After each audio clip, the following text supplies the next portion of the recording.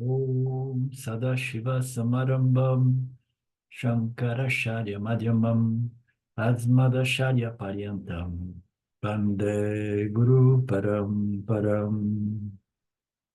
Ishvaro Guratmeti Murti Veda Vibhagine Vyomabda Vyapta Dehaya Dakshinamurtaye Namaha Tavavedanta Sedanta Gocharam Tamagocharam Govindam Paramanandam Satguru Pranatoshmaham Om Shanti Shanti Shanti Om Namaste.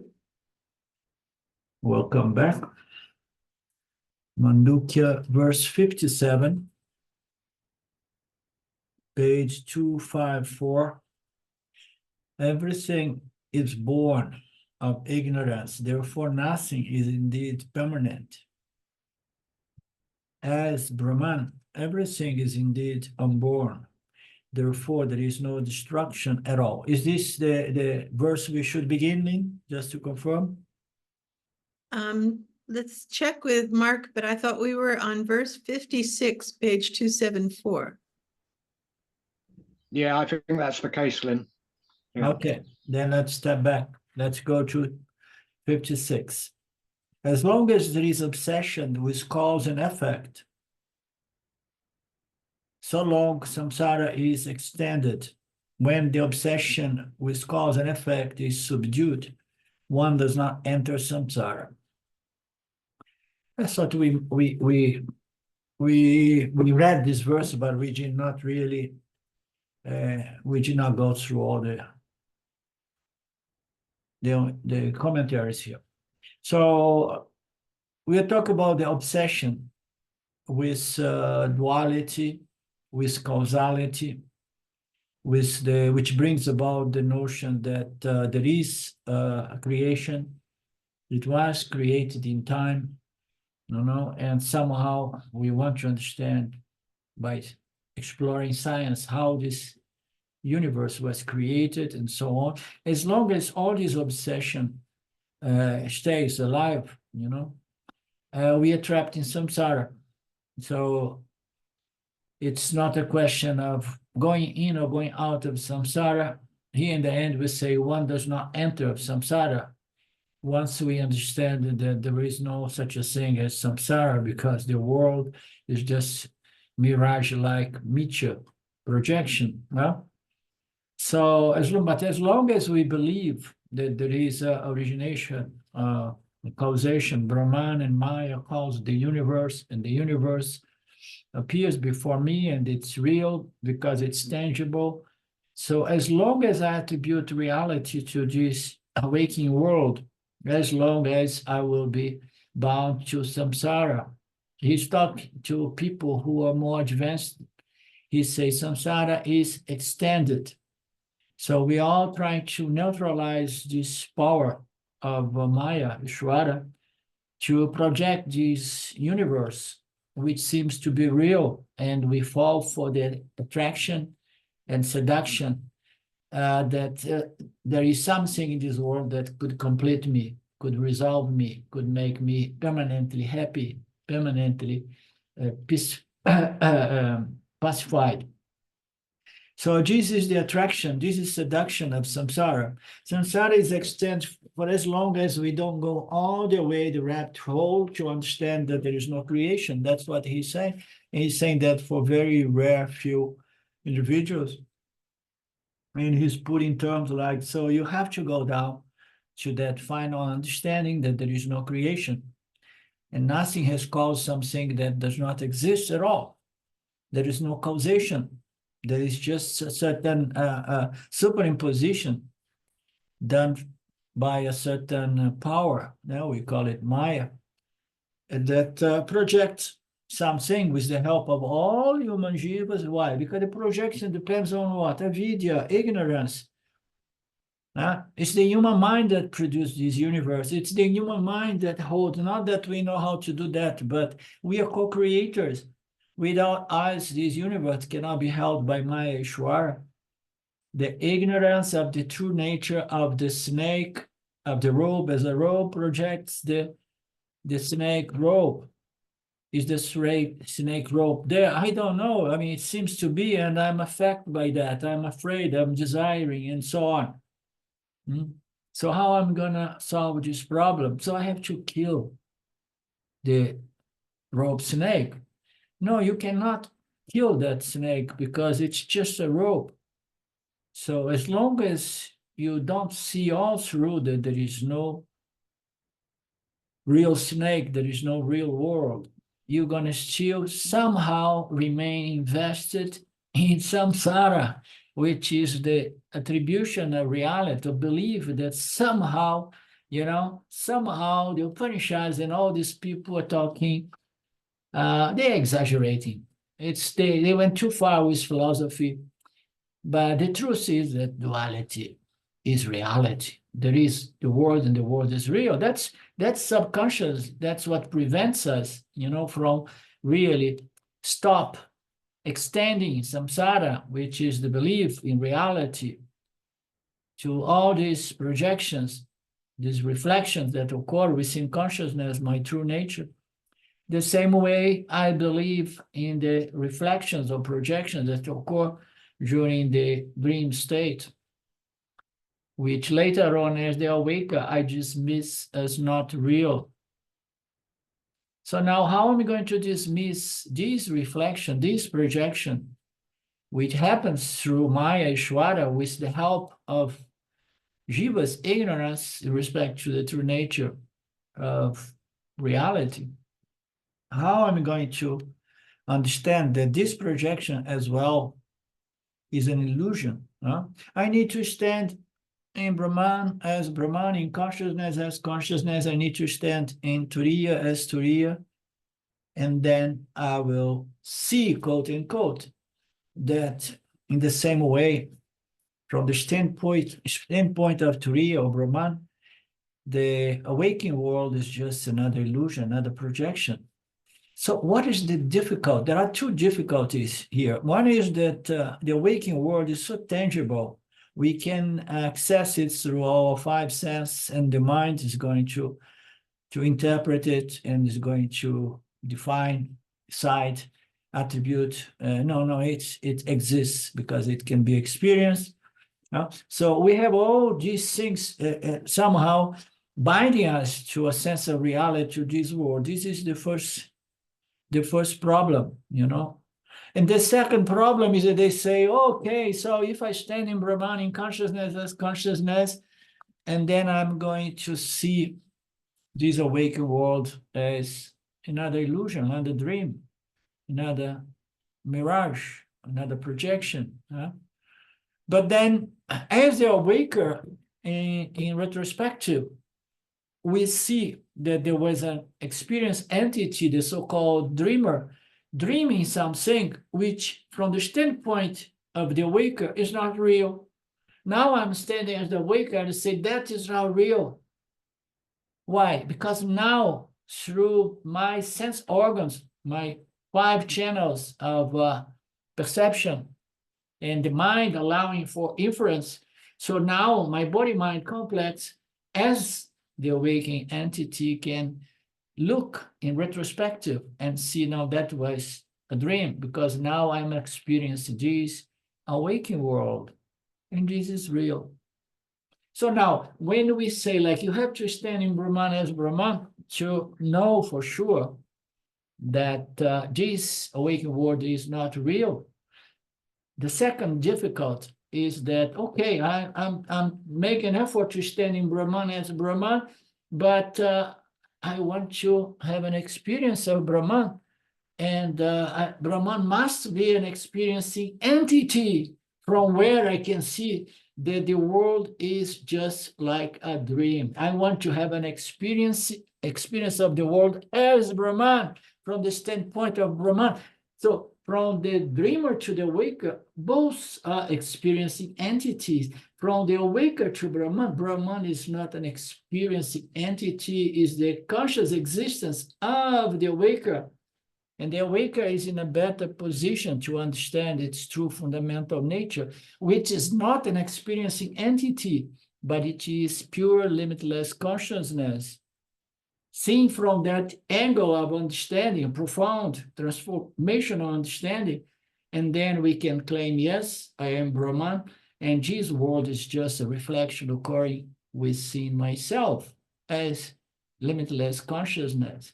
But consciousness of Brahman or Turi is not an experienced entity. Don't expect to experience Brahman, and don't expect to experience this awakening world from the standpoint of Brahman, because not even the dreamer and the dream world can be experienced from the awaker.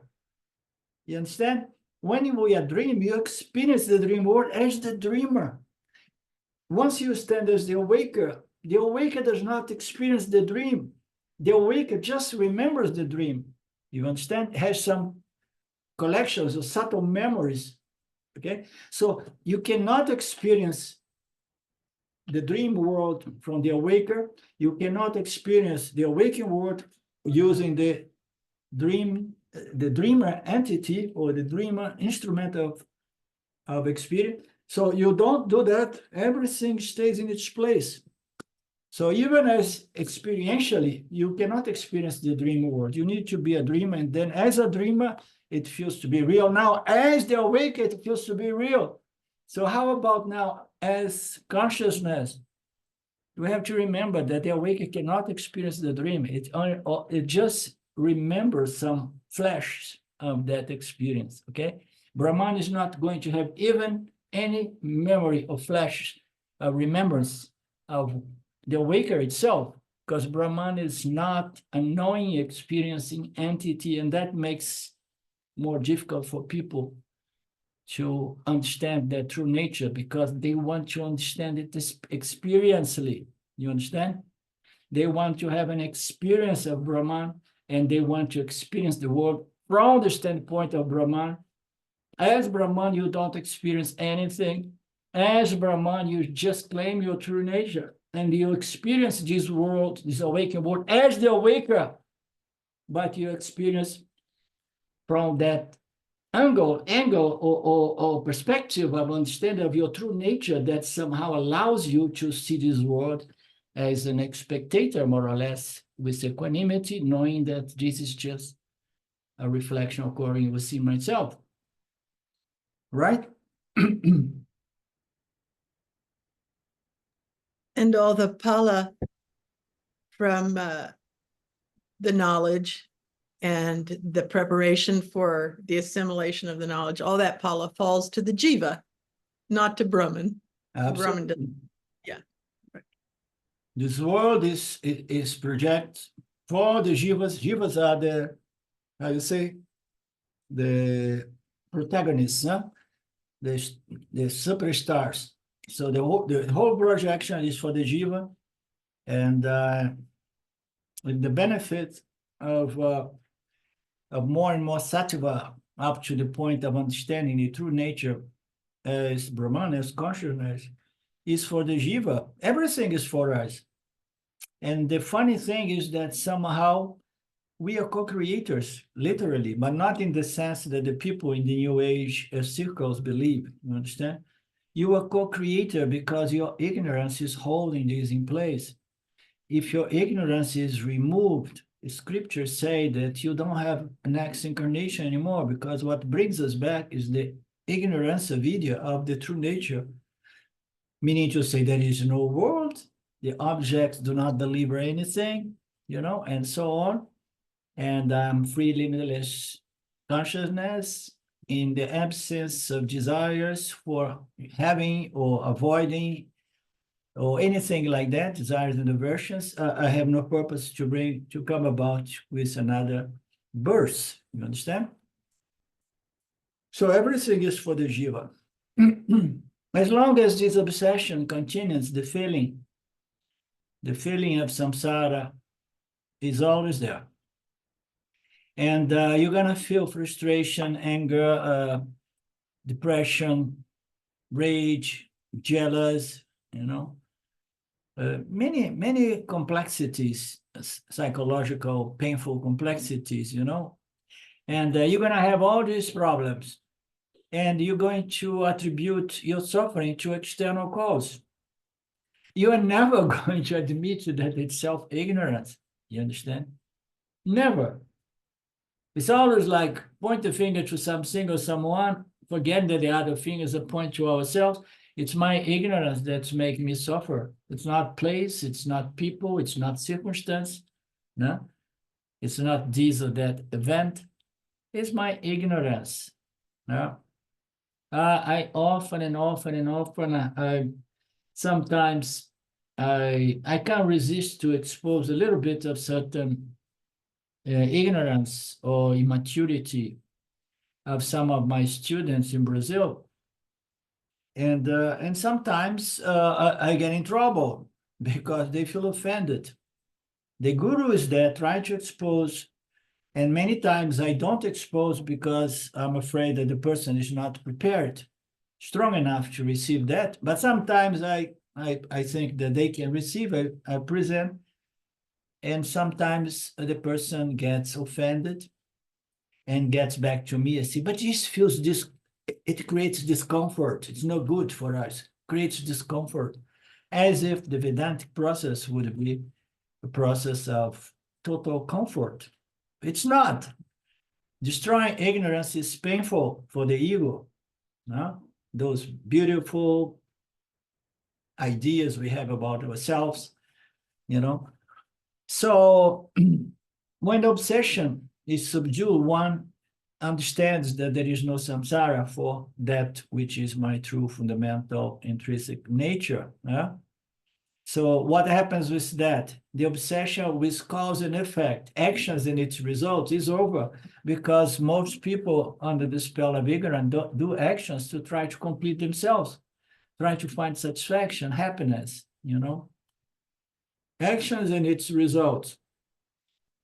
So all of that needs to be gone until we feel like I'm just acting because I was designed to respond to the stimulus coming from the Dharma field. There's no question of entering samsara or getting out of samsara. Samsara is not real, but it causes real suffering. And suffering is due to ignorance, and ignorance can only be neutralized with knowledge. But it's very rare to find somebody who is going to trace one's condition to self-ignorance. More often than not, 99.999% of the time, it's traced to some external cause, people, place, events, circumstances, and so on. Tempering with external things seems to be the solution. Yes, let's go back to the world. Let's try to manipulate and control the field. So if I do a good job in controlling the field, I may be able to experience only favorable circumstances happen. I'm going to be happy. If I change circumstance, if I go to a different city, different house, a different nation, a different planet, a different dimension. If I go to the fifth dimension, I'm going to be so blissed out and happy. It's so easy to fall for these delusions, There is always something that I have to do to gain, acquire, accomplish, arrive at, or something that I have to do to get rid of something. Thus, we keep on tampering with the outside world of people, things, events, and circumstances, with the expectation that I will find happiness, without realizing that there is nothing wrong and nothing right with the world. The world will never be perfect or imperfect. The world is just the elements. Okay? It's just matter, energy. We attribute value to the Namarupas, and we would like the Namarupas to be only according to my likes, and never according to my dislikes. But we don't know we don't understand. Once we are trapped in the samsara, we don't have control because the equation is too big. There are many jivas involved attributing reality and value to things, and people want different things. And every action, every thought of ours is going to impact the field, and it's going to produce prarabdha karma on the individual level and on the collective level as well. So we have no control. No external factors are needed to make us realize our fullness and completeness. We don't need to work on the setup. As Swami Paramarthananda often says, we need to work on our mindset.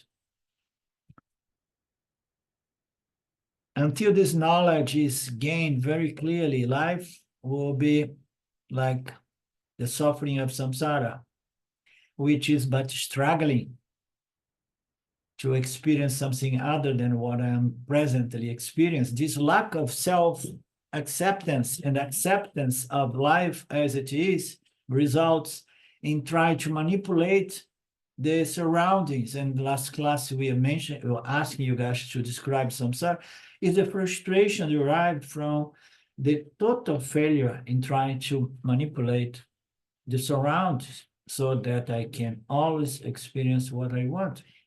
That is the suffering. In truth, we have such Tananda nature, and claiming that it will make us very comfortable at any time, at any circumstance. All I need to do is to understand my nature as consciousness, my nature as existence, and non-dual conscious existence, meaning to say limitless nature. This is my svarupa, this is my nature. And then once I understand the nature, I have to just claim my superior nature, claim my real nature, and hold on to that understanding until it is effortlessly retained, effortlessly kept.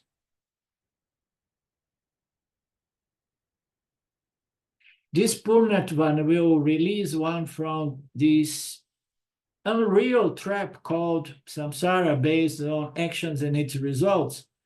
This understanding of one's Purnatvan nature will release. It's all a question of understanding.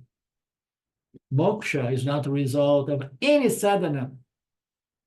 Sadhana is for disclaiming samsara. Sadhana is for developing certain qualifications. Okay? It's all about removing all misconceptions that have brought me to a firm conviction, aham, body, mind as me. Moksha is not a result of sadhana.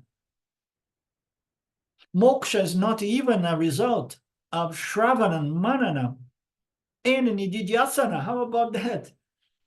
Moksha is our true nature. You understand? Always ever present.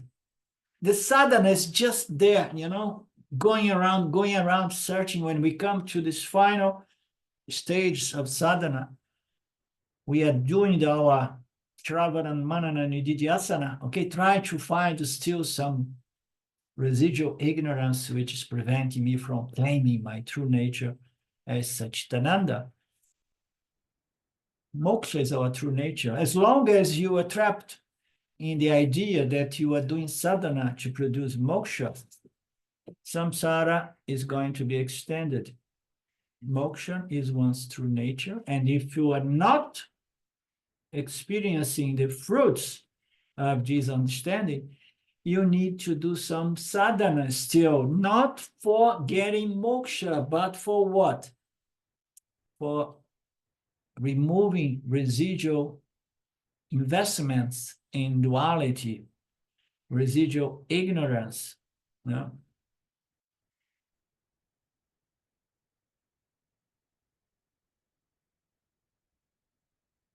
Finite cannot be infinite by getting a few things. Infinite does not need anything to be infinite.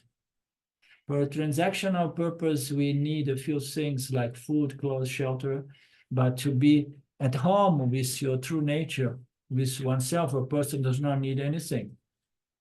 When the obsession with cause and effect ends through shravana, manana, and nididhyasana, Samsara disappears as never existing, although it causes great suffering, exactly like the rope snake or snake rope or rope snake was never there, but was causing great suffering. Knowledge is going to remove the attribution of reality to the rope, the snake rope, and then all the affliction and fear will go. Verse 57, everything is born because of ignorance, therefore nothing is indeed permanent. As Brahman, everything is indeed unborn, therefore there is no destruction at all. 57. So now he's going to enter the subject of the jiva's ignorance. The whole universe is born due to avidya or ignorance. A lot of the time we blame Maya as ignorance, okay? But Maya is not much different from Ishvara. So Maya is just this incomprehensible power that somehow holds together jiva's ignorance to keep presenting to the jivas this apparent order reality until jivas here and there remove that self-ignorance. The whole world, the whole universe is kept into existence due to jiva's ignorance.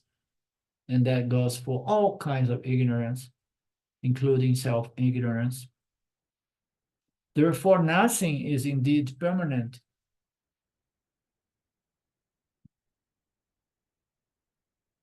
So what is the permanent thing? And why it says that the universe and the ignorance is indeed not permanent? Because as we know that the universe is a byproduct of self-ignorance, and this universe is not permanent, meaning to say ignorance is not permanent, because as we know, Ishvara took pits of olive eyes and then launched us the scriptures as a means to remove self-ignorance. Therefore, nothing is indeed permanent. The world is not permanent. The ignorance of the jiva is not permanent. As Brahman, everything is permanent and never born. It's beyond permanent and impermanent. Nothing ever exists. There is no world. This world is permanent. As Brahman, the world is not permanent. Oh, and then it's impermanent. No, it's not impermanent.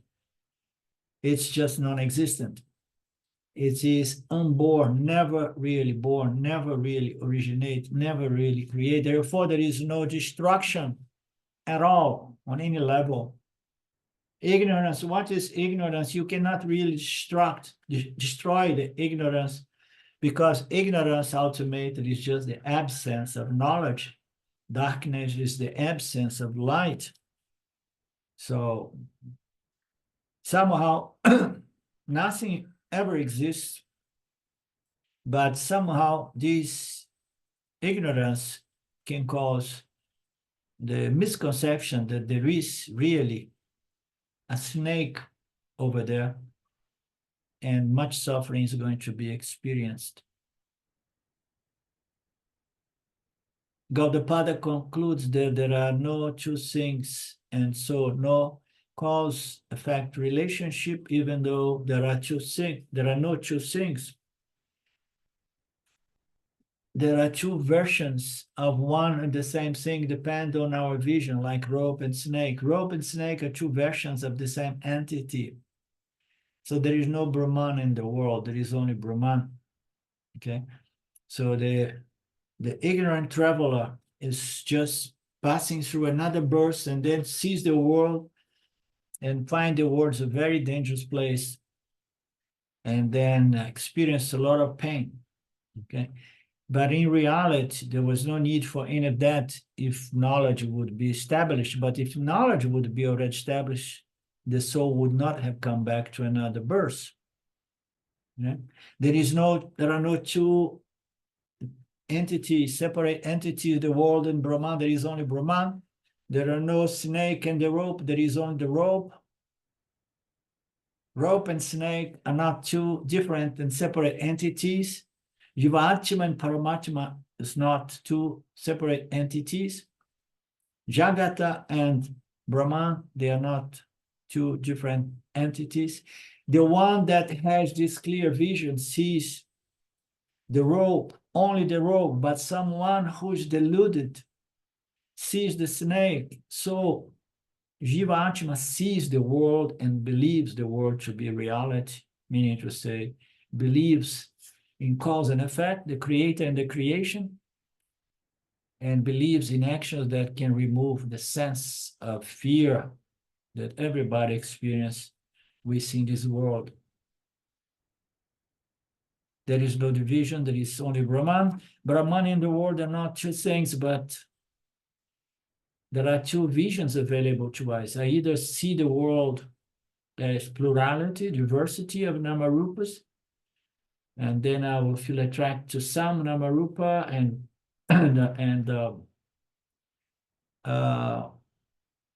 attract and repulsed by some other Namarupas. And that is suffering. Krishna is suffering because, I can't control my experience. Krishna refers to the Jnana's vision in the Gita saying, in that which is night for all beings, the one who is wise, who has mastery over oneself is awake.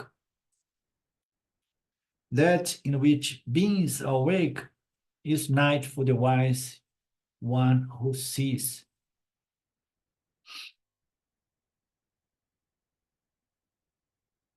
It's funny, Papaji used to present this passage wise without elaborating. Here and there he would present some fragments of the teachings. And probably he got some of these fragments from Ramana himself. And he used to tell us, so remember, in the night, when everybody sleep, stay awake. In the day, when everybody stays awake, you sleep. And then he started laughing, and would leave us there with that puzzle without totally unable to understand what he was trying to say. There are no two things. There is only Brahman. The one who is wise is awake to the fact that there is only Brahman. The beings are awake in the awakened states, and that is like night for the wise one who knows that there is only Brahman, and there is no need to be excited or obsessed with anything. For an ignorant person, what is available is the world of cause and effect because of the veiling caused by avidya, ignorance. This ignorant person experiences a world that is continuously changing, coming, briefly existing, and going. Nothing appears to be permanent. For a Jnani, what's called the world is nothing but the unborn Brahman. What was named as an elephant, which looked very real before, is nothing but wood. What is world is nothing but Brahman, as Krishna again says in the Gita. The means of offering is Brahman, the oblation is Brahman, offered by Brahman into the fire, which is Brahman. Brahman indeed is to be reached by him or her who sees everything as Brahman. From the Nama-Rupa angle, there is creation and there is destruction, there is cause and effect. From Brahman angle, which is not an experienced entity, there is no birth or no death. So is Brahman an experienced entity or Brahman is not an experienced entity? This is the key here.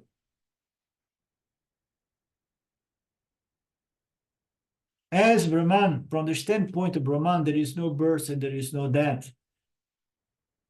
From the standpoint of Brahman, you see eternity or you see mortality. No, he said, do you see eternity or do you see mortality? It all depends on your vision. So, what is the difference between Jivatma and Brahman or Paramatma? There are differences if you take the Jivatma to be the body, mind, sense complex. But if you take the Jivatma to be the Atma, we know that the Atma of the Jivatma is identical and the same as the only Atma of Brahman or Paramatma. So now, is the Jivatma an experienced entity? Yes, it is. Okay. So now, is Brahman an experienced entity? Yes and no. How so? And this serves as well for us to understand a little bit better when we say that every experience is an experience of Brahman or consciousness. Is Brahman an experienced entity or not? So Brahman without association with body, mind, sense complex is not an experienced entity. The same way electricity without any appliance cannot be verified. So Brahman without body, mind, sense complex cannot be verified. So only Jivatmas can verify the Satchitananda nature of the Atma of Brahman while associated with the instrument of knowledge experience. So now, is the Jivatma the body mind? No. If ignorance was removed, the Jivatma is the Atma. There is no difference between Atma and Paramatma, because Paramatma means the absolute true Atma, and the Jivatma has the same Atma, the same nature as its very substratum. So the Jiva who claims, I am of Satchitananda nature because I am limitless conscious existence, it's no different than Brahman. It's the only way Brahman can have an experience is through what? The body, mind, sense complex. Under the spell of avidya, it appears that a jiva, the body, mind, sample, is experiencing suffering and some moments of joy. The moment that Atma of that jiva understands its true nature as Brahman, the jiva is no longer just a jiva. The jiva understands that all these jivahood serve the purpose for me to understand and claim my nature as Brahman. And I still having some experience. Yeah? And this experience now is going to be verification, because this experience of the Jiva Atma, once this avidya was removed, is a different sort of experience. It sees all snakes, but it knows deep inside that it's all Brahman. Understand? It see all the Namarupa, but it knows it's all Brahman. It's all happening within myself as a reflection, projection. It's so firmly established in I am consciousness, everything is consciousness, and everything is just a superimposition or a reflection for myself, that these reflections, these projections, do not affect the yoni as it does affect the anyani. From the point of view of Brahman, there is no birth and death. Brahman is not an experienced entity, but Brahman is an experienced entity once it is illumining a body, mind, sense complex that understood his nature as Brahman. From the standpoint of Yani, the Jivatma, who understood Aham Brahmasmi, from the standpoint of that Yani, of that Jivatma, firmly established in that understanding, Aham Brahmasmi, there is no birth and death.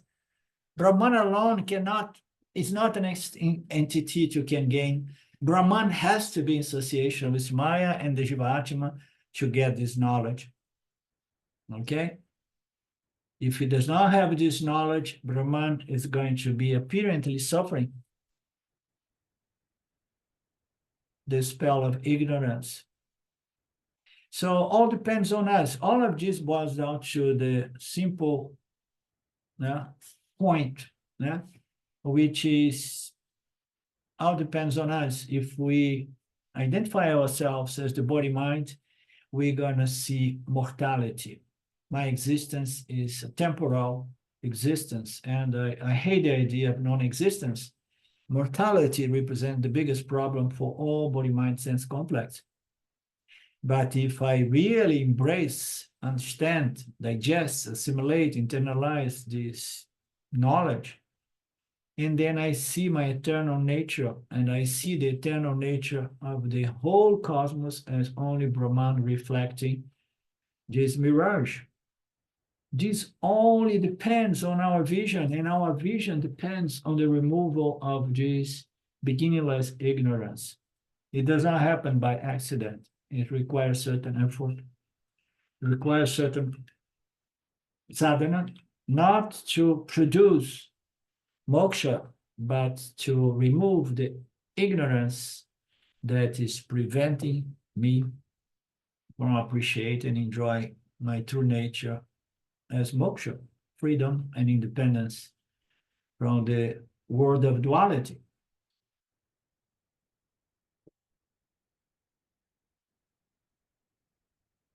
This subject is so beautiful that Lynn said we should stay on this fourth chapter forever. So maybe. And then Swami moves to the next verse. This verse is the 57. Jesus Christ, it's so cold here. And here we almost do not experience cold, but as we know, the cold here happens so seldomly. I don't know if you can say that the house are not prepared for that. To stay in a house in which the temperature is until midday between 10 and 15 Celsius or 55 and 62, Fahrenheit. After sometimes start getting you in your legs and everything. But it's gonna be going soon, another few weeks, and the cold is over. Very short. As I have mentioned, the final Vedantic message has three portions as presented by Shankaracharya. Brahma Satya Jagamitya Jivu Brahmaiva Napara Anema Vedayam. I think there is a short version to say the same thing. Yeah, the short version is Brahma Satya Jagamitya and Jivu Brahmaiva Napara. This is the short version, okay? Which simply means that Brahman is the only truth. The world is unreal. So Brahman Satya, Brahman is the only reality. The Jagata is Mithya. So he's talking about the absolute reality as Brahman, and then he's talking about, Jagata or the creation, and then the Jiva. And say Jiva, Jagata is just a projection, it's a Mithya. It's unreal. And then in the end, they say Jiva and Brahmaiva are the same thing in nature. Okay? There is no difference. Paramatma, Jivatma, Paramatma, Aikya. So Jaga, Brahma is Satya, the world is Mithya, but the nature of the Jiva and the nature of Brahman is the same Atma. It's the same Satyam, it's the same reality. So we see there are three aspects of this mantra, three portions of this Vedantic message that needs to be assimilated thoroughly. Even a slight vagueness about any of these three portions of the Vedantic final teachings will be a hindrance to the enjoyment of my true nature as freedom. moksha, independence. Of these three, Brahma Satyam is the Turiya that was brilliantly presented by this Upanishad. And it was fully exposed, revealed in the seventh mantra, which is the consciousness, principle, myself, my real nature, and so on. Jagamitya refers to the entire world. Okay? Jagamitya refers to the entire world. The first part of the Mandukya, it was more about the general Upanishad, presenting all the verses of the Upanishad in which we understood Turiya, not as a state, but it's the fourth principle, let's say like that, or the substratum of the three states. And then it goes to the point of revealing itself on the verse, I forgot which was the verse, I think the seventh verse, when it describes brilliantly the nature of Turiya. And then after that, the second volume of this text is more about Satya, the nature of Satya. The second, which is the third part of the third chapter, refers to the Mithya nature of this world. And now we on the final fourth chapter, which is very nice. It begins a little bit like comparing all these philosophies, and then we go to the nature, the Ananda nature of this world, of this Brahman, the final accomplishment of fully realized, as Brahman. And this Mithya Sattva and Mithyatvam, a nature of the Mithya of the world, Brahma Satya Jagan Mithya. This Mithya Jagata is the most difficult part of the Vedanta. Gaudapada makes a great effort to communicate this nature, Mithya of this world. He is not negating the experience, the appearance, and the transaction, and even the utilitarian values of certain objects in this Jagata Mithya universe. What is the most utilitarian object we see in this Mithya world? The scriptures. The scriptures, you need to find a utility, we need to develop, appreciation, value, to the scriptures that reveal to ourselves our true, free, limitless nature. The whole process of spiritual development or development or maturity is to gain, to develop more and more, cultivate more and more appreciation for these revealed teachings, scriptural teachings. Gaudapada makes a great effort. He does not negate the appearance, and he does not negate the experience, and the fact that there are some objects within Mithya that have utilitarian value, but not real absolute value. Only when the world is understood as Mithya, we can make a statement that Mithya cannot affect Satya. So a lot of people go around saying, I'm Satya, nothing can touch me, blah, blah, blah, I'm free, everything is Satya, everything is conscious, blah, blah, blah. But people do not understand the Mithya nature of this world. They take that the true nature of everything is consciousness, I am consciousness, I'm a new guru in town, but they still keep attributing reality to Jagata. You understand? They don't understand the Mithya nature. And then the person starts getting a lot of conflict because they are still, dependent on Jagata. They want what they want. They start somehow take advantage of their position as a wise guru or this and that.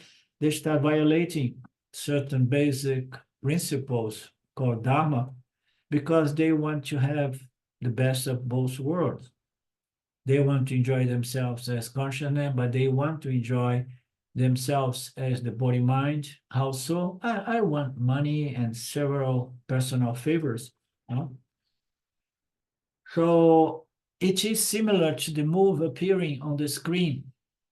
You see the movie, but you know that the movie is not affecting you. If the world is also taken to be real, it's taken to be Sachin, and then as we know, we are in duality, and then right there we are challenging the scripture that say that reality is non-dual.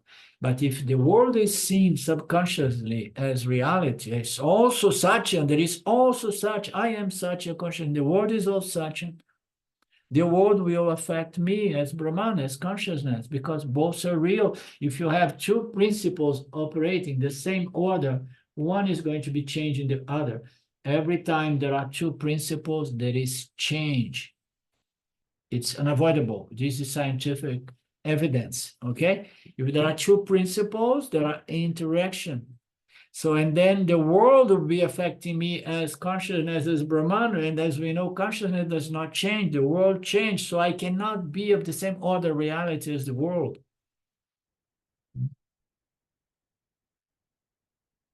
I am free as consciousness because there is nothing other than myself, therefore I don't change. Therefore, if there is change, there is decay and death. If there is death, there is a new birth, beginning and end in something that is always changing. This is the definition of mithya. The fourth capsule of Vedanta will be meaningful only when the Mityatvana of the world is very clear, meaning to say, this fourth chapter in which we really go deep, yeah, to understand our nature as limitless consciousness, will be really meaningful, will be properly understood and assimilate and integrate to the extent that I understood the mithya nature of this world very clearly. And then he says, like, thanks to Gaudapada, we have the Karikas of the Mandukya, in which Gaudapada makes a huge effort to put forth explanations of the mithya nature of this universe. Here and there we hear, oh, this is mithya, this is a mirage, this is a reflection, this is like the cine, but nowhere else in Vedanta, in the Upanishads, we see a work in which so much effort was put forth to help us to explain, to understand the mithya nature of this universe. And as we know, the full understanding of the mithya nature of the world can be divided in four parts. Yeah? It's available as an appearance and as experience, but its existence must be negated. Its reality must be negated. The origination or creation of the world must be negated as well. Okay? It does not really exist. It does not have real intrinsic reality to itself. It's just a mirage. It's just a reflection. It's just a projection upon consciousness, which is the only reality. Therefore, there is no beginning point in time from which this world was created or originated. Therefore, the existence of the world is to be negated. The creation of the world must be negated. The third one, the appearance and the experience and the possibility to transact must be accepted, and it must serve a certain purpose, although it's not real. And this appearance and the experience should be understood to be due to my ignorance in respect to the true nature of this world. So those are the 4 points. We must come all through to the understanding that totally negates reality to this world. And the creation must be negated, because if we say there is no world but it was created, we start going into areas of confusion and contradictions, vagueness and abstractions. We throw it all under the carpet, and somehow it's going to undermine our conviction of self-knowledge. The origination of the world is to be negated as well. The appearance and experience must be accepted. And we should know how to transact in this apparent manifestation. And but although I experience, I must understand the appearance and the experience is only due to my self-ignorance, or avidya, or maya. To understand mithya, in order to understand the mithya nature of this world, these 4 points have to be fully assimilated.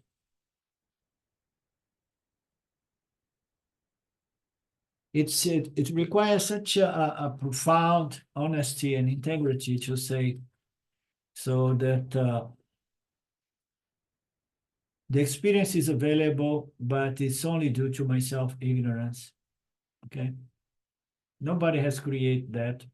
It's only my own making. No? How so? You are so impotent and limited. Yes.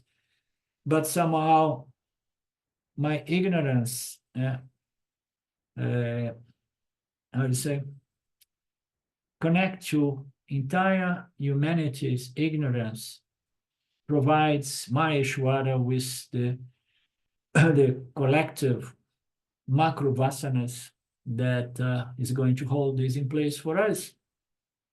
It can only be destroyed individually. There's no such a thing as, oh, how are we going to transcend collectively? No. At least on this planet, it's tough to get rid of this avidya. We need to understand it. It's due to my self-ignorance, nothing more. There are no other entities that have imprisoned me here. And Maya is not a violent either. Shwara is not a violent either. Okay, it's all something in which we participate. We were given a free will. We are given a certain intelligent intellect. And it's useless to say that, oh, but it's so difficult. It's here, so difficult. I want to go to a better planet in which self-knowledge is easier. No, if we are here, it's because we deserve to be here. If it's difficult, it's because, I have done certain things to be put in a position in which I can exhaust some more papa karma. It requires such an integrity. Honesty. And then he says, to understand mithya is fundamental so that these 4 points can be assimilated. Ajativada emphasizes the first 2 points. So the theory presented by Gaudapada and some other Upanishads that there is no creation at all. There is no origination of this universe. This refers to the first 2 points. That there is no world, there is no real world at all, and there is no creation. Ajativada emphasizes the 2 first points. In the following verse, our dear Guruji here, Gaudapada, is going to be presenting the verse that address the last 2 points. What are the last 2 points? I must accept this apparent universe, even against my will. Oh, I want to get rid of this. You can't. But you can neutralize the sense of reality to all of this. Oh, but I want it tomorrow. You have to somehow do it yourself. Oh, but I believe in the blessed grace of Ishwara. It's okay. But fundamentally, your grace, the grace of the Lord needs to be earned by you. So just keep doing proper work. The appearance and the exterior of the world must be accepted, and we need to understand it.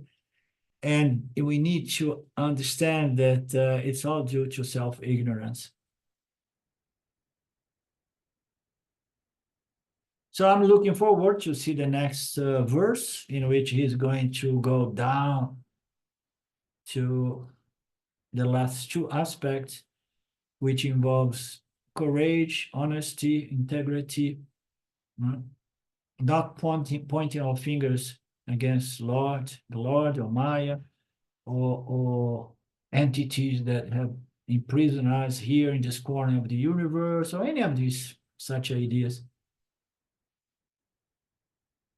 And this is present on the Mandukya Karika, and there is the name of this is Jativada addressed the first two, and the other one is Maya Jativada. Okay, which is another angle to understand what Gaudapada is talking about. They are the same thing, Jativada and Maya Jativada. There is no creation, but there is what? A Maya creation. There is no creation, but there is what? An apparent creation. So first we say there is no creation, but then we have to reconcile the fact that we experience it, and then we have Maya. We bring the Maya into the equation to explain that is available for experience, transaction, and it's all due to our self-ignorance. Okay?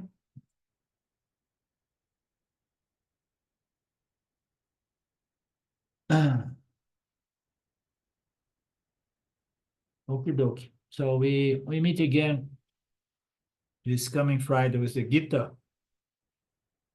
And then looking forward to carry on with Mandukya as well.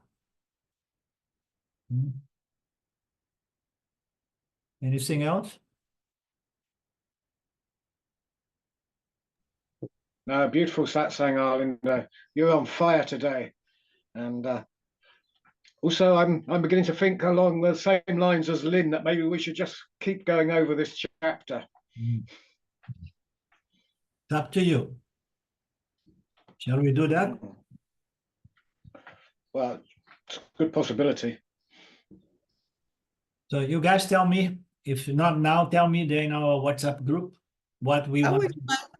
I wouldn't mind doing the whole thing over again. Start with chapter 1 and go through the whole thing. I mean, the chapter 2 is so vital. Understanding the unreality, the mithyatvam of everything is so vital. Okay. This Mandukya. Whoa. Let me ask you then, shall we do Friday, the Gita, or we want to carry on with the Mandukya? Because then we don't forget the previous one, we keep going. But then we're going to take a risk to drop the Gita altogether, because now Lynn has a huge Mandukya Vasana, and she does not want anything else. I think we have to go on as we have been doing with the Gita too, because you're right, we'll lose the Gita, and that 6th chapter is so beautiful. Okay, then we meet on Gita this coming Friday. Yeah, okay, great. Om Purnamada Purnavidam Purnamudachyate Purnasya Purnamadaya Purnamevavashishate. Om Shanti Shanti Shanti Om. Namaste. Bye now. Thank you. Thank you. Thank you.